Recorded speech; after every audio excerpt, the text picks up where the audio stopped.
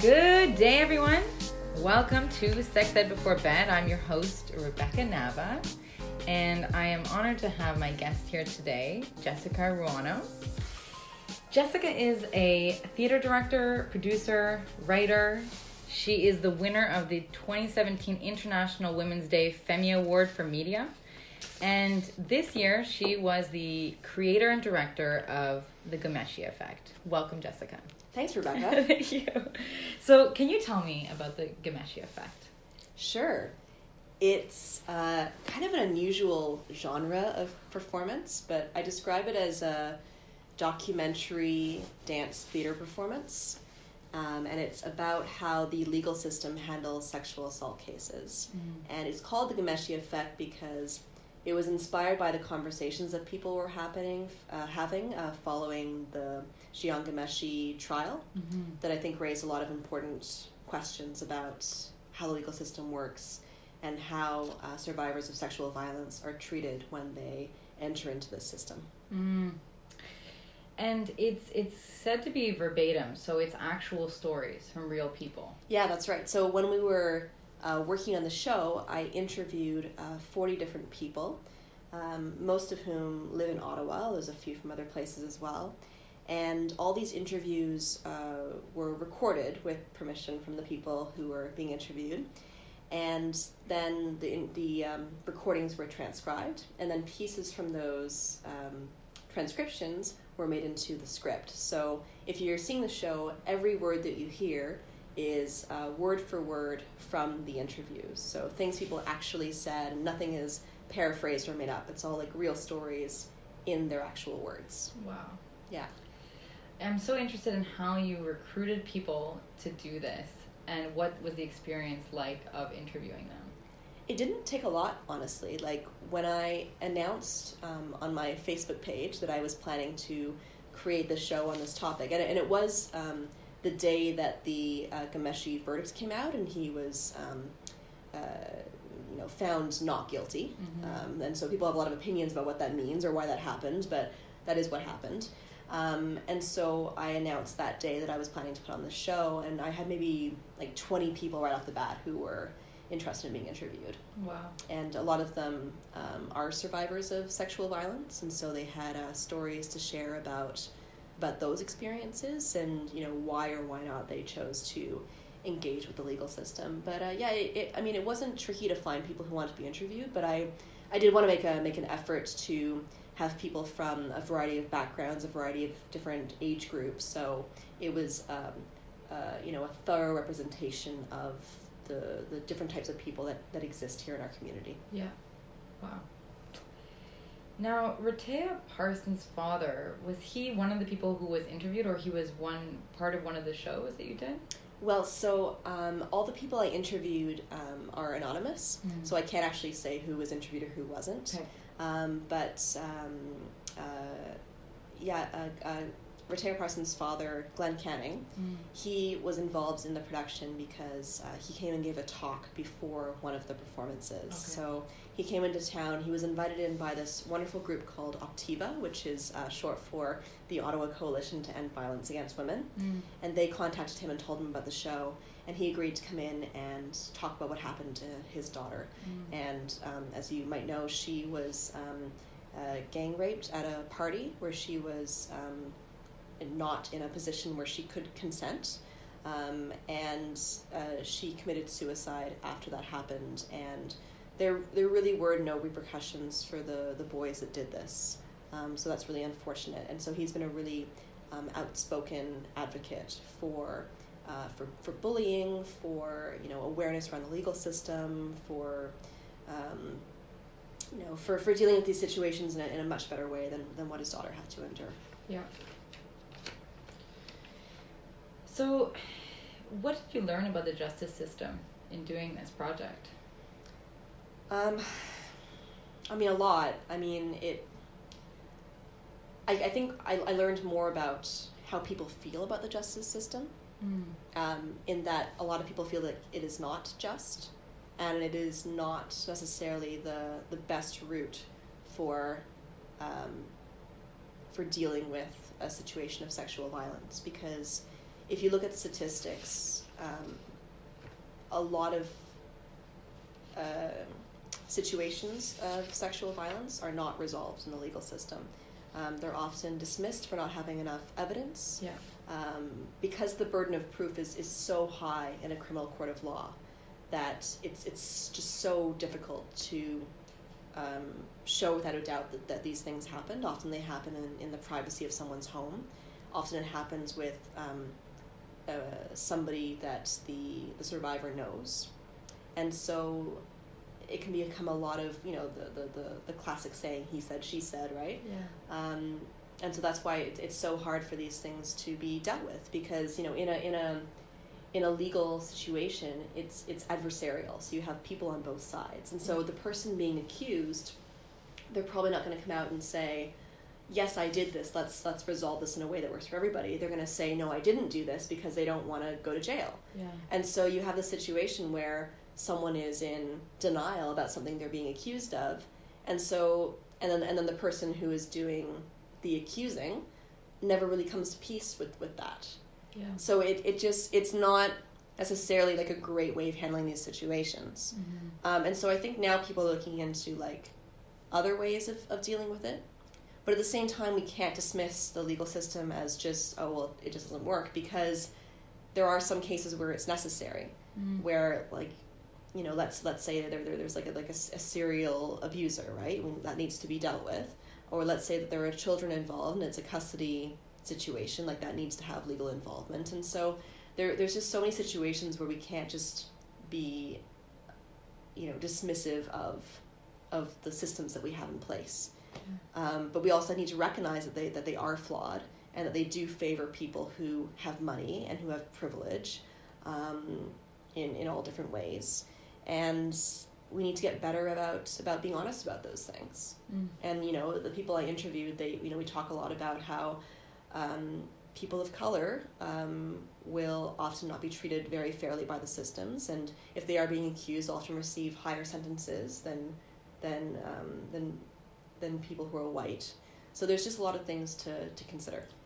Absolutely. And I mean, it almost sounds like when you talked about the adversarial nature of it, that it, you wonder if something like mediation would be... Yeah. In some cases, yes, that would be a better route. Yeah. Yeah. But it has to be both parties willing to work together. Right. On that. Right. Yeah. And then, of course, probably the person who's being accused is worried about the reputation. Of course. Yeah. So... Did you watch the Hannah Gadsby... I'm not sure how to describe it. Performance routine. She's a comedian. No. This wonderful piece on Netflix called Nanette. Mm-hmm. I mean, not just Netflix. She's performed it everywhere, but anyway. She talks about how reputation has become almost more important than somebody's humanity. That the people who, let's say, a situation has occurred and this person is being accused of something. And let's say that they did it. Let's say that this actually happened, right? But because of the stigma that we have around these situations of sexual violence, they would rather deny that it happened and preserve their reputation than actually deal with it and maintain their dignity as humans. Yeah. Right? So, and I can understand why, because we've had this tendency to look at people who commit these crimes as monsters. Yeah. When what we're recognizing now is that all kinds of people do this, and people we might see as otherwise good. I mean, they've done a lot of great things in their lives, but they've also committed an act of sexual violence. Right. So how do you reconcile those ideas? Yeah. How do you talk about somebody who maybe is a fantastic friend, or somebody that you admire greatly, or someone who has lots of talent, and yet they have done these things? Right. People are not black and white. There's lots of,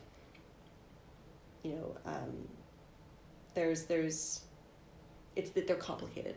Mm-hmm. And so we have to, and if another example is looking at early feminists like Emily Murphy, for instance. Mm-hmm. Right? She did amazing things for the suffragette movement, and yet she was incredibly racist and was one of the proponents of selective eugenics. Oh God. Right? So we can't forget the amazing things that she contributed, but it's also not right to ignore the negative things that she was perpetrating. And I think the same thing for these people who are now being accused of sexual assault.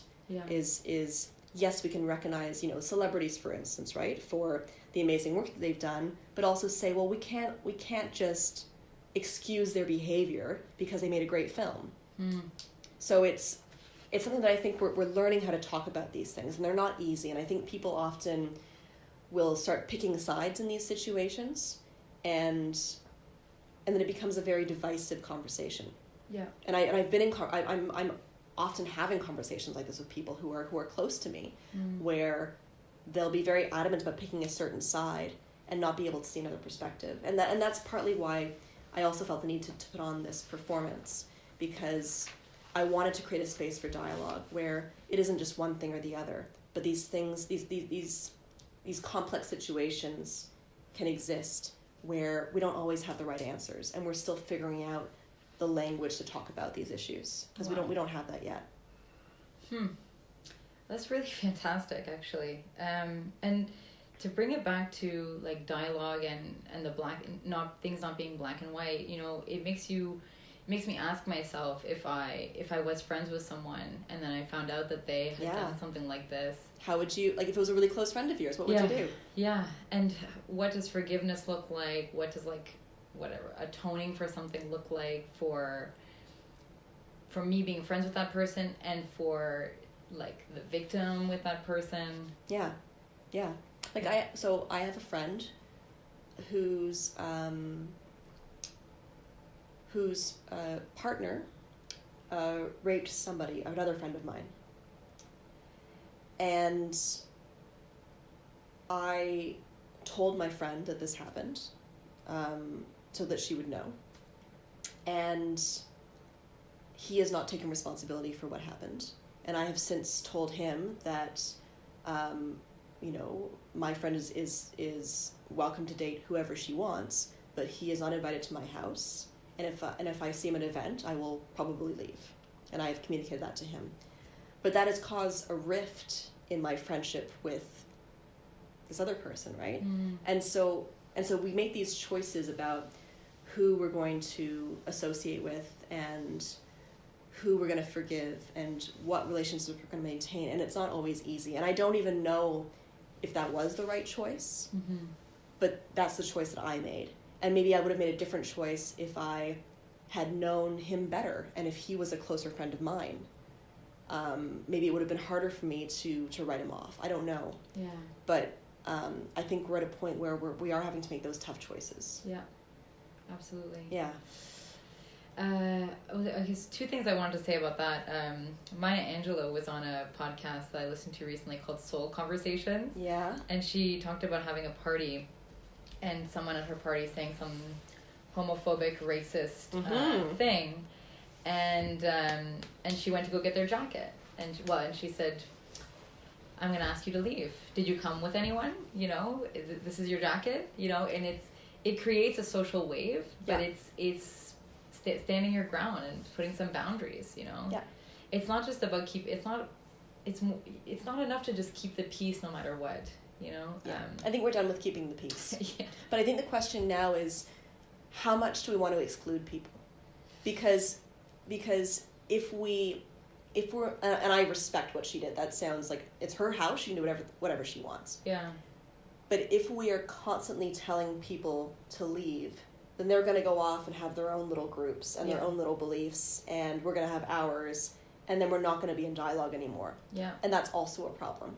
Yeah. So there are some cases where we need to set boundaries, and there are some cases where we need to open up and say, like, yeah, this is a difficult conversation, and I'm not enjoying this, but I think I'm at a point, like, I'm in a mood where I can deal with it right now. Mm-hmm.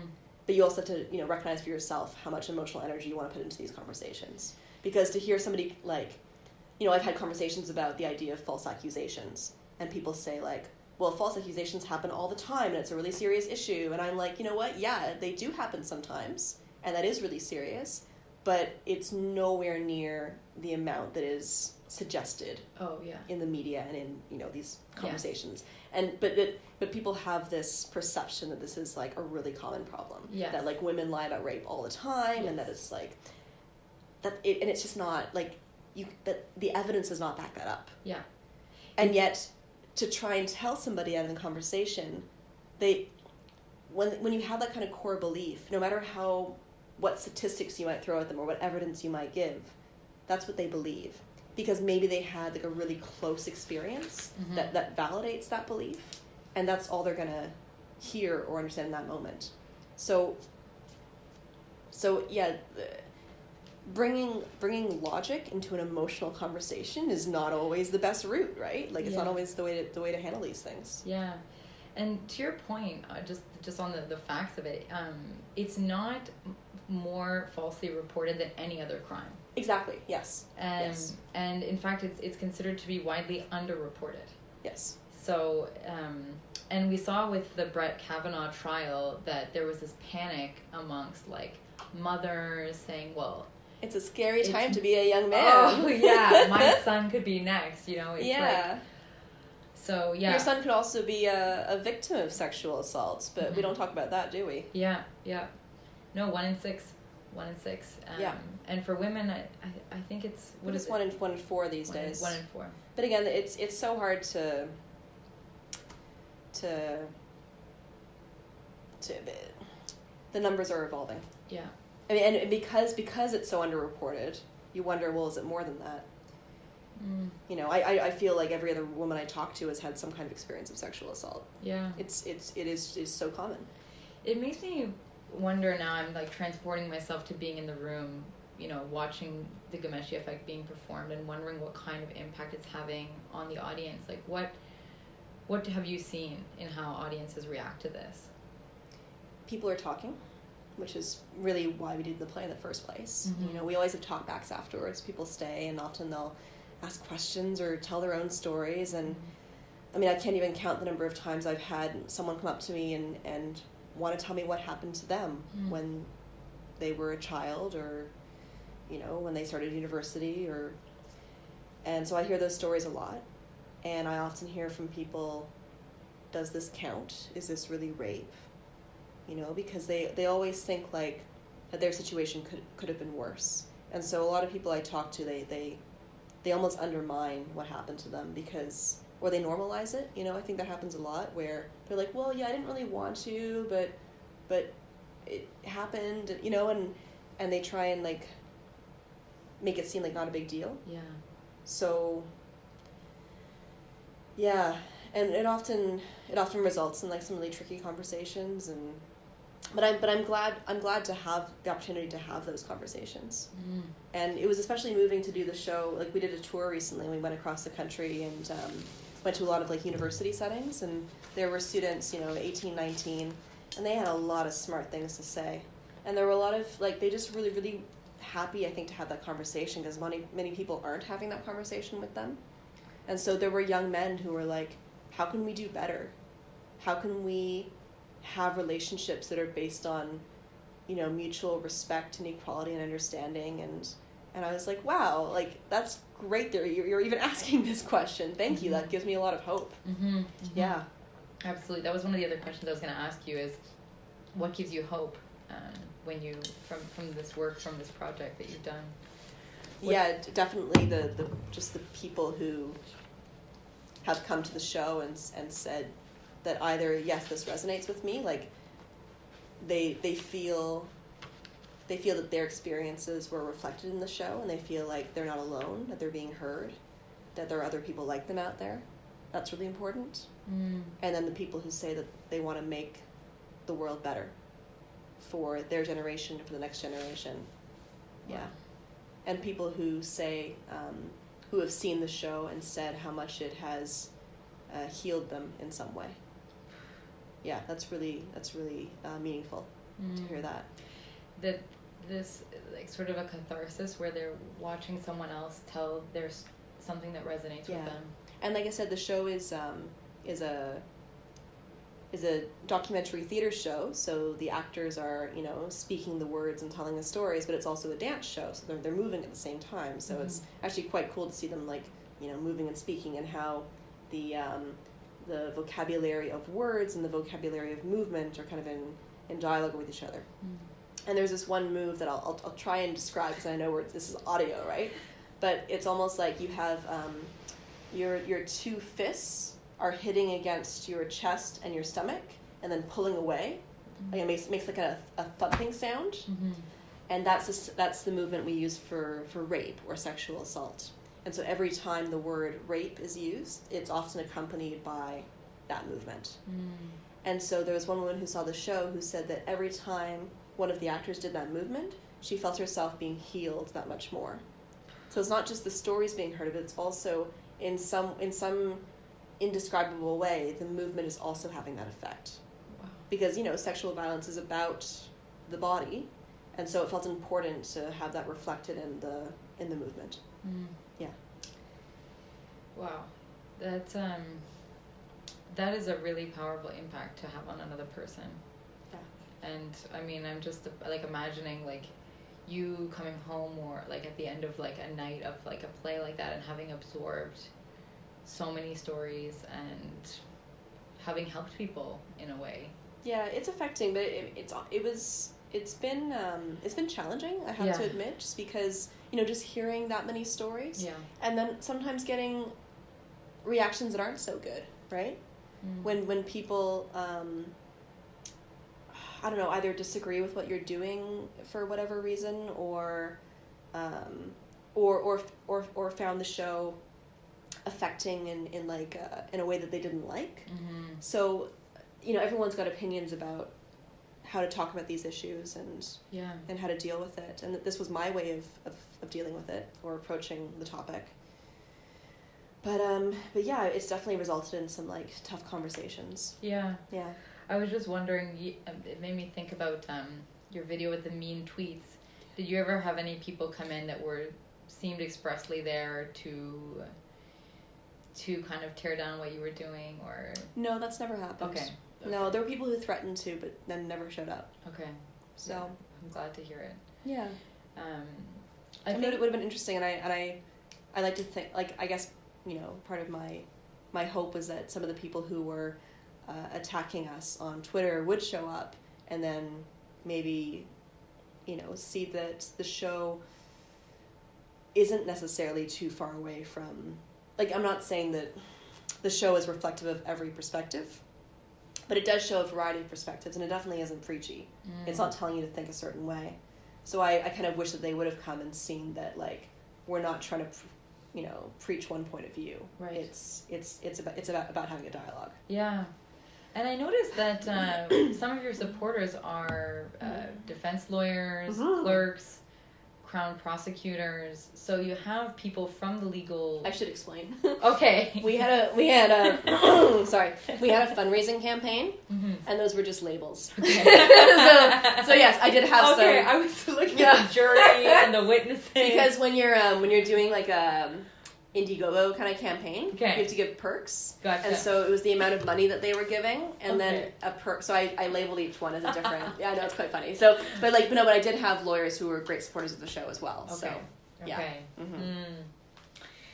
Well, like, to the lawyers that you've spoken to, have they pointed to any heartening advancements in this area? Like, is there anything that they're seeing that's hopeful? Yeah, there's definitely, like, people are taking, or at least talking about having a more trauma-informed approach to these situations. And trauma-informed refers to recognizing that a person who's experienced sexual violence has experienced a form of trauma, and that trauma presents itself in different ways that isn't always predictable. So somebody might assume that somebody who has experienced rape, when they're talking about it on the stand, might get super emotional and start crying, but not everyone does that, right? Like, some people might actually, like, be kind of really numb about it, or they might get angry, or they might cry, or they might laugh, like nervous laughter.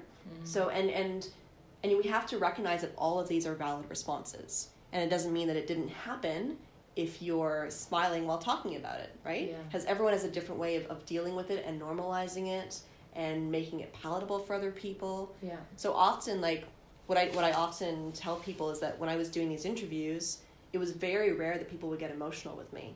It was almost like they were talking about going to the grocery store and just, like, listing off the things that they bought.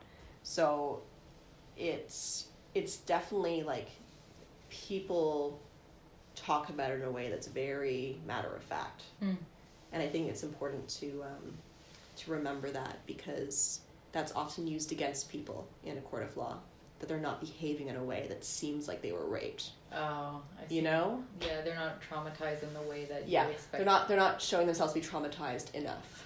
But you also don't want to seem too traumatized, or else people think you are crazy. Right. So you gotta be super careful. You'd be like the perfect victim. Yeah.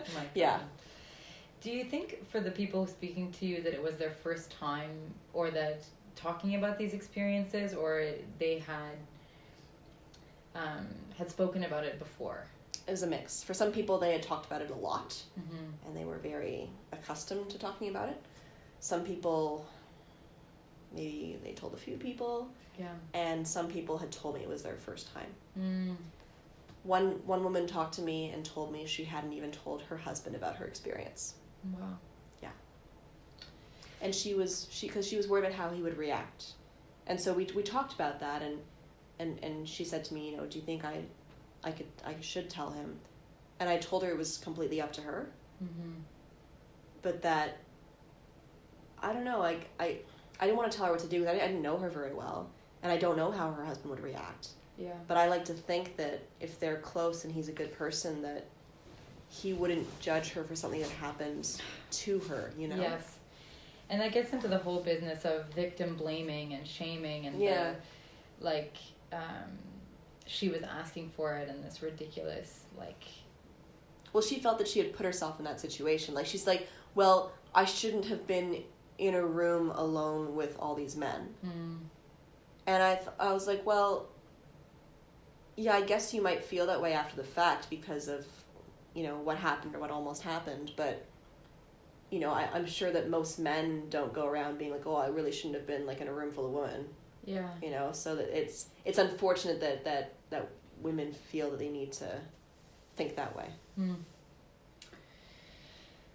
I'm really interested in the way that this was done, because it's public performance, and it's public consumption of something, and I'm wondering how different it would have been if you had made it into a documentary, like a film. Yes. What is it like to? What would it be like to consume this privately and versus publicly? Well, I mean, that's been brought up a lot, because if we had made this into film, or if we choose to make this a film in the future, the distribution would be a lot more accessible, right? You could just, show it in classrooms, we can get it passed around, it would be,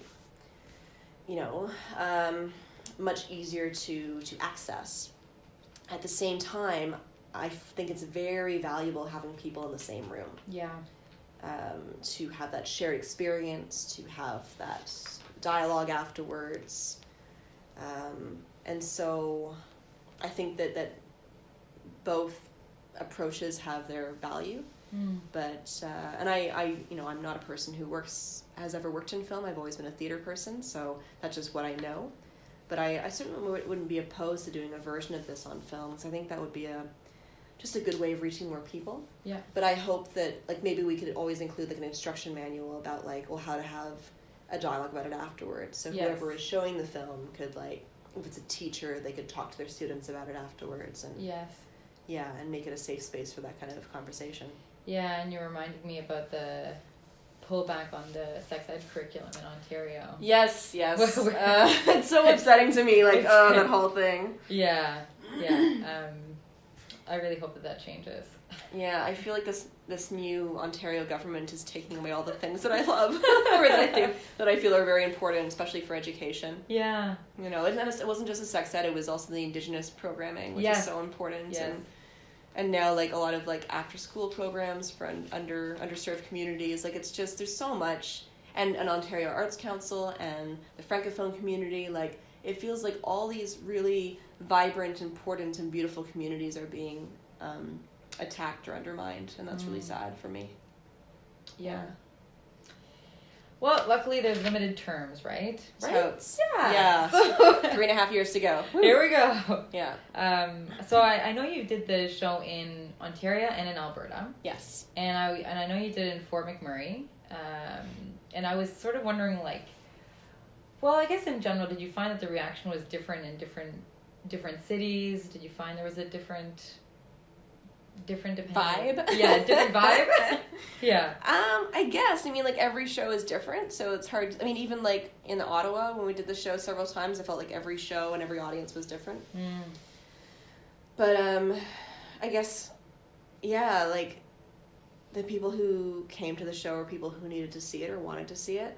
So I can't say that we reached all the people, if you know what I mean. Like, it's like you can say, like, oh, sure, like, there's some places in Alberta, like some of the smaller towns you might think are a more conservative audience, but they wouldn't necessarily choose to come see a play like this. Right. Which is why we wanted to do it in universities, and why ideally we would do the show in high schools, because then you would reach not just people who, you know, regularly attend the theater, but everybody, you know, anybody who goes to school, and you would be able to have that conversation at a much younger age.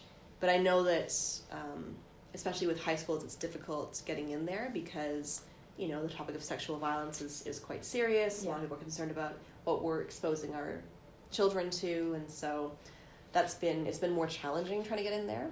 But actually in Fort McMurray, we didn't perform. Well, actually, we did perform the show in a high school because they had a high school that had this really beautiful venue. But it was in the evening, and so it was the general population coming to it. But I did get to do a workshop in the high school with high school students, so that was really lovely.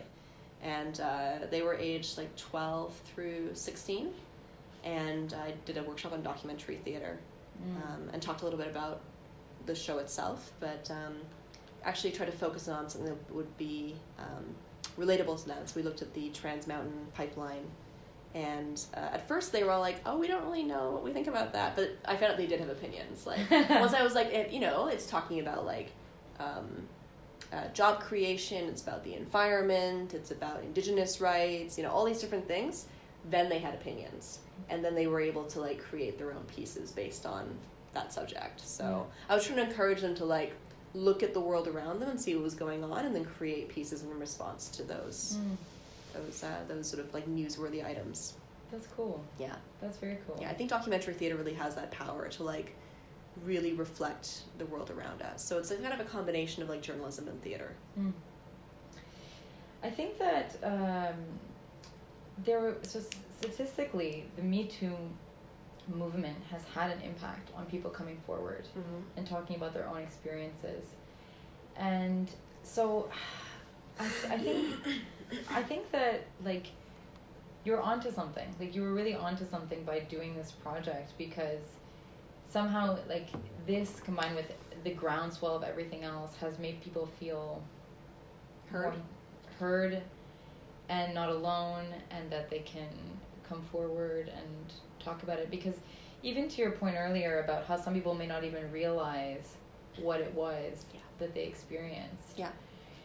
So I remember having a conversation with someone and sort of defining it to them, defining like sexual assault to them, and she's like, and then we're talking through something that she went through, and it's like this like moment where you realize like, oh, this was not right, you know? That was my situation.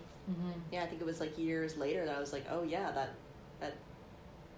but I just, because it was like somebody that I knew and somebody I was, you know, it doesn't feel like that textbook definition of rape. Oh, for sure. Whereas there's no alley, there's no like that's sort of the way that I pictured it. But I, like, for me, like, one of the reasons I do this podcast is because I didn't feel that anybody talked to me about sex. And I think that it actually did, like, it was a disservice to me, because then you don't even know how to identify. Yes, like, what is sex, right? If you don't know what sex is, then you can't even talk, and then you also can't define what sexual assault is. Yeah. Because, for instance, if you don't include like oral sex as sex, then you might not consider like oral sexual assault as sexual assault, if you know what I'm saying. So or if you just have like a very like heteronormative view of sex, then that doesn't encapsulate all the aspects of it. Absolutely. I guess I'll be a little bit vulnerable and say that, like, in the experience that I had, it's like something that I like held inside myself for many years and just couldn't talk about it, couldn't talk about it to my own like mother, and then years later it finally came out, and I will say that she believed me, like without question, and like we like brought in the person who was involved and we talked about it. Wow. Yeah. So did you find that was helpful for you? Yes, it was, because then everybody knew, and like, I was young, so there was adults there, and then there was the youth there that was me and the other person involved, and it's like, it made it real. Like, this really happened, and, she believed me. Like, she really, like, I think that's the thing, is we believe survivors, and I believe you, and I think that's really important. Yeah, to start from that place of belief. Oh, for sure, for sure. So, I think it was very important, very important. And so you had a process where there was like an open conversation and like everyone got together, but that would have been really different if you had gone through like a legal process. Oh, like God. That maybe wouldn't have been the right thing in that situation. Yeah, no, it would have been like, especially because we were both like underage. Yeah. So, I actually don't know what they do in those situations when someone's under 18, or if they're both.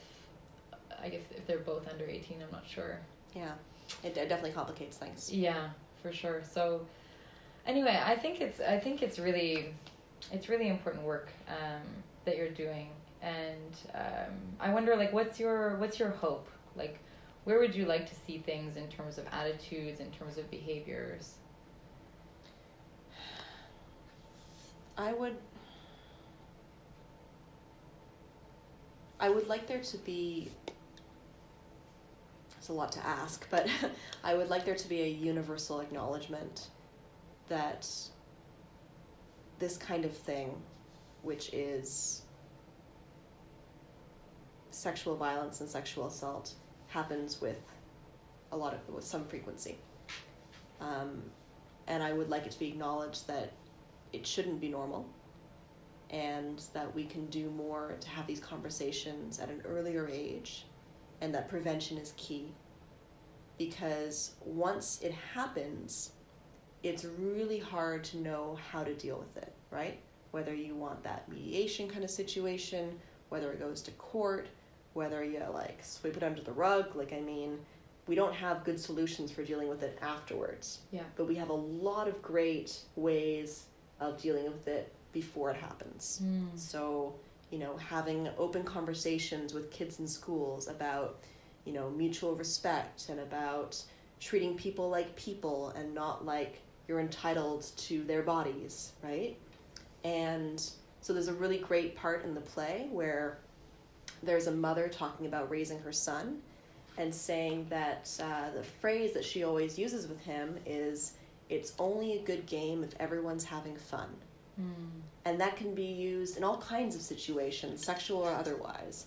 And it's something that you can teach a kid regardless of their age. So you can start those conversations, don't need to be explicitly sexual conversations. You can start them early by just talking about consent in the way that hey, if you don't want to give, somebody a hug, you don't have to, because it's your body and you can choose in that moment if you want to share that with somebody else or not. And if you want to hug somebody but they don't want to be hugged, then you should give them space. And just continue to say that, if you're both not okay with the situation, then the situation shouldn't happen. Yeah. And similarly, you might really want to have sex with that person, but if they're not ready yet, you need to give them some space. Yeah. And maybe they'll come around and maybe they won't. And that's okay. That's their right. And it's always better if you're both super into it, because sex can be amazing, right? We know that.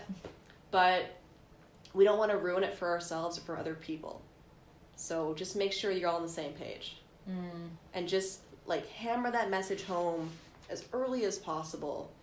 And then maybe we'll start avoiding these kind of situations, and we'll stop thinking that if someone is holding off or being a bit like, oh, I'm not sure. They're just, you need to just continue pushing them into it. Yeah. Like we still have these very backwards notions of like women playing hard to get. Yeah. Like, no, let's just be direct with each other. Yeah. If we want to do this thing, let's do it and have a great time. Yeah. If you're not into it, then you hold off. Yeah. I remember teaching sex ed, and it's like so fun. I love teaching consent, and it's like I show them the continuum, and I'm like, you can stop at any time.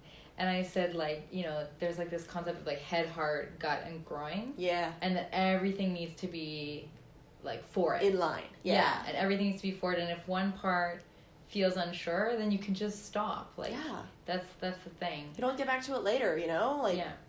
It's, yeah. There's no rush. And talking about healthy relationships and stuff. And it's like, I think people know, like, yeah. At least with the high school kids that I was working with. But it needs to be said out loud. Yeah. Again and again. Because we forget. Mm-hmm. And we feel like, every situation is different. Oh, yeah. Especially when you love someone. Especially when you love somebody. Yeah. Yeah. And you don't want to disappoint them. Mm. Yeah. Or you give them a pass when you wouldn't give, like, somebody else a pass, maybe. Yeah. So, yeah. No, I think it's really important, the work that you're doing. And I guess, okay, this is a complicated question. I don't expect all good to have the answer, but what do you think are the reasons that people do this to other people, that people, like, sexually assault others? I think it's a number of reasons. I think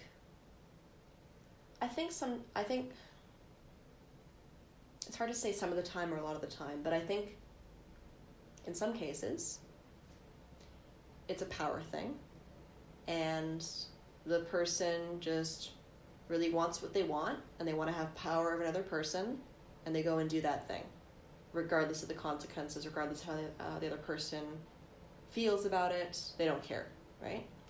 They lack empathy, and maybe they get off on doing what they're doing to the other person.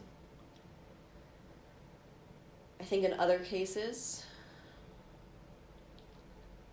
there are so many external influences that a person might actually feel like what they're doing is normal and okay, because they might see it in movies, they might see it in other behavior that's being exhibited, they might have pressure from friends, they might be being told, like, oh, women just act that way or whatever, and it's cool, and don't worry about it, and so they're just doing what they've been told to do. And it's not an excuse. It's definitely not an excuse.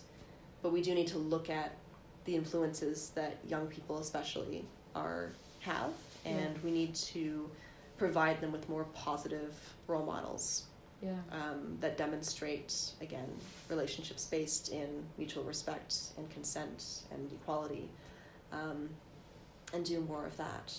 Because I think that, especially sometimes when people aren't sure about how to behave sexually and they don't quite know what they're doing, sometimes they will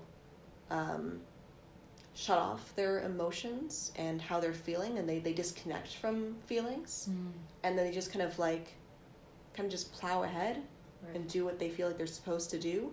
And so, and this is another line from the show, like, if you don't recognize your own feelings, you're not going to recognize somebody else's feelings, and you're not going to see that the person in front of you is maybe terrified, and maybe they're not being super explicit about it, but they're just kind of like not moving, or they're just like, they're frozen. Yeah. And you think because they're not saying no, or they're not getting angry, or they're not running away, that it's okay, because you're just not connected in that moment. So that's why I also, like, when I talk to people, especially younger people, about sex, I'm like, it's just super important to be connected with the person you're with. And that means noticing how they're feeling, noticing their behavior, sometimes verbally checking in with them, just to make sure that you're, like, getting the right signals. Because we don't all behave in the same way. So if you're not sure, it's really good to check. Yeah. So, yeah, I think, I'm sure that I can think of like more categories, but I think, yeah, in some cases, you've just got some assholes who just really get off on the whole power thing. And then in other cases, you have people who just really don't know what they're doing. Yeah. And I think that sex being taboo still does a disservice to everyone. Yeah. Because one of my guests, Karen Baekje Chan, who teaches about consent, talks about sexual scripts and how people don't really always have sexual scripts. They don't always know how to talk to their partners. You know, and it would shock you to think that maybe people who've been married or they've been together for a long time might not talk about their needs, what feels good, what doesn't feel good, you know. So I still have a hard time with that. yeah. Like, I mean, I can speak really openly about my show and things we talk about, but when it comes to, like, one-on-one conversations with, like, my romantic partner, yeah, my God, I sometimes just, I'm terrified to, like, ask for what I want. Yeah. It's so hard. Yeah. And I think that goes back to just, like, yeah, feeling the shame about sexuality and about being direct with people. For sure. It feels very vulnerable. Yes. And actually it's quite difficult. Like, not difficult, but it can be difficult, I guess, from my own experience. To find, like, the right words and to... Yeah, and to tune into oneself. Yeah, that too. Right? Because, like, okay, again, growing up in my teens, I thought that, like, okay, I'm supposed to look pretty and, like, make sure that, like, my partner is happy. You know what I mean? Yeah. Right? That, like, yeah. It's like, so, you just have this very weird sense of, a warped sense of what pleasure looks like, you know? And then I remember, like, finally starting to do some media studies and, like, pulling out, like, a Cosmo and looking at it, and it's like, his pleasure, his pleasure, his pleasure, his pleasure. What about mine, you know? So, but I think that, with the internet and stuff, it's great because people can seek out now whatever information they want, you know? Yeah. There's still some, like, myths, there's still lots of myths out there, but it's nice because people can self-select what they consume. and we're finding now community, and it's nice that there exists, you know, these blogs online where we can go and hear from other people who maybe have had similar experiences to what we experienced, and to find camaraderie in that, and to feel like we're not alone in these confusing situations and these questions. So it's nice that now exists. I mean, the internet can be, you know, like anything else, a force for good and a force for evil, right? So there's lots of groups out there that I wouldn't want people to necessarily be influenced by that, and I think it would be a real shame if people learn about sex from, you know, hardcore pornography, for instance, right? Because it doesn't give you a great sense of the context of sexual situations, like, and how it can be more than just the actions themselves. It's also about the relationship you have with that person. So I hope that when people are doing research into relationships and sexuality, that they're looking at a variety of, like, you know, more positive sources of information. Yeah. I have one last question for you. It just came in my mind, but okay. So I'm a little bit shy to ask it, but I'm gonna ask it because I don't know if this came up at all in your interviews, but I know that some people have, like, fantasies, and they have like, rape fantasies. Yeah. And is this something that was part of the show, or any of the narratives that you heard, or it's just completely, your thoughts on that? Yeah, sure. I don't know if it came up specifically, but I guess we do talk about behaviors following sexual assault. And so, for instance, some people who experience sexual violence, you know, different extremes, right? So, for instance, they might go off sex entirely, like, oh, I don't want to go anywhere near that, and I have maybe some issues with intimacy, and I need to, like, you know, get through that and repair before I feel safe with another person. And then other people might start having sex with, like, lots of people, or with a lot of frequency. And there's different reasons for why people might behave one way or the other, or in a variety of different ways, right? And so some people who experience sexual violence might deal with it by developing a rape fantasy. And I'm not saying that people who have rape fantasies have been sexually assaulted. I'm sure that there are many who haven't, but I think that's what we're talking about, right? Yeah. Is that like when you've experienced sexual violence, there are different ways of dealing with it, and this might be one of those ways, because you can replicate the experience or an experience like that, but you have control over it, because presumably if you're having this rape fantasy, you have communicated this to the other person who is enacting this fantasy with you, and you're telling them what you want, and you're telling them how they should go about it, and usually in those situations you have a safe word of some kind, and so it's about regaining control. And you know, we talk a lot, because I volunteer at a sexual assault support center, and how people who've experienced sexual violence, they experience a lack of agency because somebody else is taking that away from them. And so it's really important for people to get that agency back, and from that point onwards to make decisions about what happens next. And that includes the legal systems. That includes, like, will I report? Will I press charges? Will I face this person? Or will I go to therapy? Will I go to the hospital? How will I heal? Like, they need to make those choices. Even if, like, you as a support worker wouldn't necessarily make the same choices, that's not the issue. It's up to them to choose what they want to do, because that's so important in their healing process. Yeah. And so I think maybe similarly in enacting these fantasies, it's important for them to regain that agency so that they can move forward and really own their sexuality. Wow. Jessica, thank you so much. Yeah, you're so welcome. This has been really a fantastic interview. How can people keep track of you and find you? Sure, I use all the social medias. Media is plural, so social media. So I'm on Facebook and Twitter and Instagram as, at Jessica Ruano. And I also have a website for the Ghomeshi Effect, which is thegomeshieffect.com.